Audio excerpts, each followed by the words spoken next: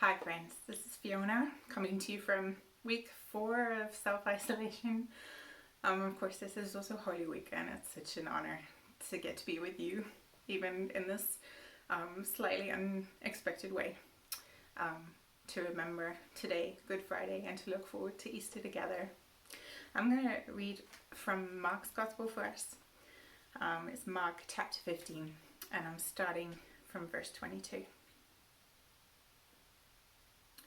They brought Jesus to the place called Golgotha, which means the place of the skull. Then they offered him wine mixed with myrrh, but he did not take it. And they crucified him.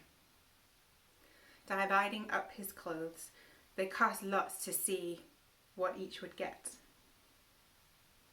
It was the 3rd hour when they crucified him. The written notice of the charge against him read, "The King of the Jews."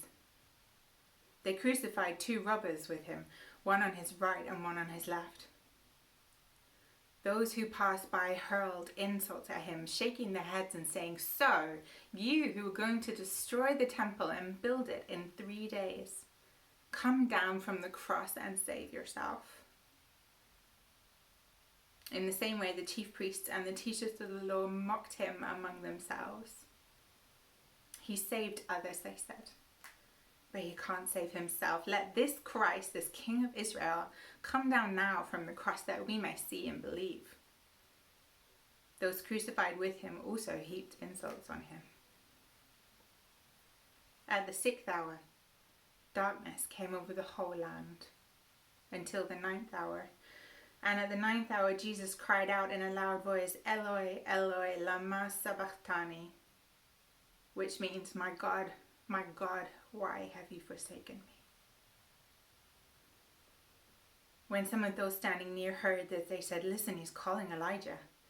One man ran, filled a sponge with wine vinegar, put it on a stick and offered it to Jesus to drink. "Now leave him alone. Let's see if Elijah comes to take him down," he said. With a loud cry, Jesus breathed his last. The curtain of the temple was torn in 2 from top to bottom. And when the centurion who stood there in front of Jesus heard his cry and saw how he died, he said, "Surely this man was the Son of God." Some women were watching from a distance. Among them were Mary Magdalene, Mary, the mother of James the younger and of Joseph, and Salome. In Galilee, these women had followed him and cared for his needs. Many other women who had come with him to Jerusalem were also there. This is the word of the Lord. It kind of hurts to read that passage, doesn't it? There's very little comfort to be found. Instead, there is mocking and insults. There is humiliation and taunting. This is the most horrid of deaths. And it is all the more devastating because we know this man. We have this sense because we have been reading the stories, we've heard his words, we've watched the way that he's welcomed outcasts, the way he has healed the sick and driven out demons, and the way he has weaved this beautiful vision of God's love, God's purpose for the whole of creation, and God's everlasting kindness. And then for it all to end like this, I read this and I feel the heartbreak of it. When I was younger, there was a song that we used to sing in church around Easter time, and there was this one line in the 2nd verse that was so hard to sing. It said, "Ashamed, I hear my mocking voice call out among the scoffers." We are right at the end of Lent, or maybe I should say we're right at the heart of Lent. About 40 days ago on Ash Wednesday, we began this season of contemplating our own brokenness and turning our hearts back to the God who loves us. And after 40 days, we find that we have turned back our gaze to an innocent man dying on a cross because he so loved the world, because he so loved you, he so loved me. I don't know how this story sits with you today, how you're feeling as you come to this Good Friday, but for me there is a clear invitation to confession. I need to confess that I am not all that I was created to be. I'm not living out of that image of God that's inside me, but out of my own ego, my greed, my pride, even my fear. The way that Jesus lived, I do not always choose to live that way. I call myself his follower, but too often I put myself first. I'm selfish, I'm self-centered. Confession can be hard for us because we don't like feeling bad. And also because too often we mix up guilt and shame. We move from saying I did something wrong to I am something wrong. But what Jesus preached over and over in his life is that you are not wrong. You are not wrong. Your life is a beautiful reflection of the love and the grace and the kindness and the creativity of God. But you do wrong things. I do wrong things. There's an American theologian called Christina Cleveland, and she wrote about guilt. She says this: guilt is a wake-up call. Guilt is a mechanism through which we admit our knowing and unknowing wrongness, our need for healing and new ways of being, and our need to work towards making things right. Without an admission of guilt, there can be no repair. My deepest desire is to be whole, to see all my brokenness mended, put back together with pure gold, and to live out of that truest self, that self that was created by God. I want to call myself a follower of Jesus and know that I am actually following him with my life and my actions for that integrity of mind and body and soul. But getting there does require confession. I can't get to resurrection without being willing to die first. To put to death all that is false within me. Admit I need Jesus. I need his saving grace. I need that powerful love that overcomes my distorted desires and makes me whole again. I want to invite you to take a minute right now. I don't know what other things you have on today, but right now, just sit for a moment. Find a piece of paper if you want to. What do you need to confess to God this Good Friday? Where do you need to admit your wrongness and your need for healing? Let's just take a moment.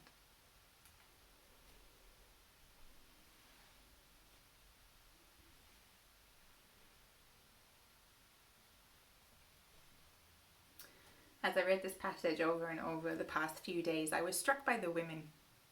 If you read through any of the crucifixion narratives from the 4 eyewitness accounts, you will find the women there. They are there as Jesus carries his cross up to Golgotha. We're told they wail with grief. They are there as he hangs in pain. They are there as he dies. They are there to lift down his broken body, and they are there to witness his body being placed in a tomb and a stone rolled in front of the entrance.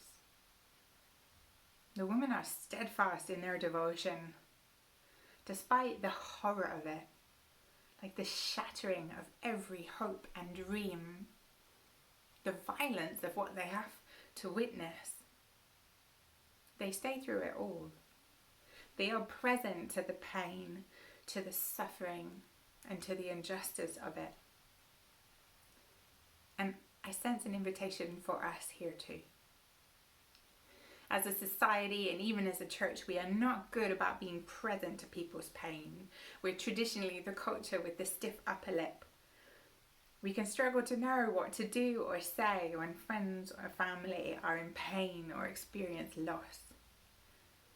And even as a church, we sometimes have a tendency to sing the worship songs that emphasize overcoming the fear and the doubt, without always allowing time for us to express what might be at the root of those emotions. But here is a surprising truth. Lament is worship. The Bible is full of people lamenting, and that is honoured. It is held up as a model for us to follow. Tara Owens is a Canadian spiritual director, and she says that lament asks God 2 questions. Where are you? And why is this happening this way? Those 2 questions feel incredibly relevant to our global pain right now as we deal with the coronavirus. What the church can offer a world that is suffering is the practice of lament, of taking those questions to a God who is full of loving kindness and trusting that even when there are no easy answers, there is still a God who is present to us in our pain, who will never leave us or forsake us, who will walk through every excruciating second of it. So I invite you to pause again for a moment and consider, what pain are you being invited to be fully present to this day and this Easter? Whether that's something deep within you that you need to name and acknowledge and bring to God, or the pain of someone you know or something in our society. Let's take a few moments again.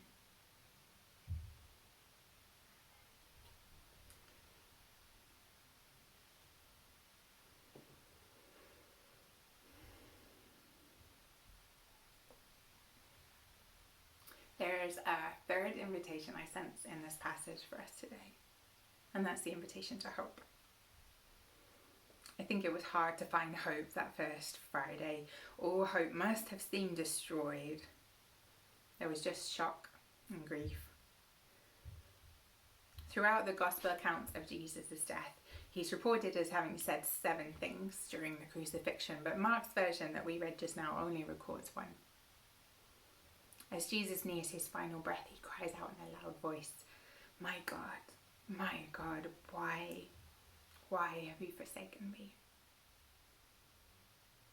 He's actually quoting a psalm, Psalm 22, and I would really encourage you to go and find it and spend some time with it today. That psalm begins with Jesus' quote, and then it continues, "Why are you so far from saving me, so far from my cries of anguish?" It's those 2 questions again, right? God, where are you? And why is this happening this way? The psalm is hard to read as well because it has so much in common with the narrative of Jesus' death. And yet the psalm goes on, as Jesus would have known. If he knew the anguish of those first lines, he equally would have known the gradually restored hope of the rest of the song. After 20 verses, that hope crescendos into praise. It says, "I will declare your name to my people. In the assembly I will praise you, for God has not despised or scorned the suffering of the afflicted one. He has not hidden his face from him, but has listened to his cry for help." God is never far away. God had not abandoned Jesus on the cross. God was there. God was hanging on the cross. And equally, God does not turn away from your pain, from my pain, from the pain of our society.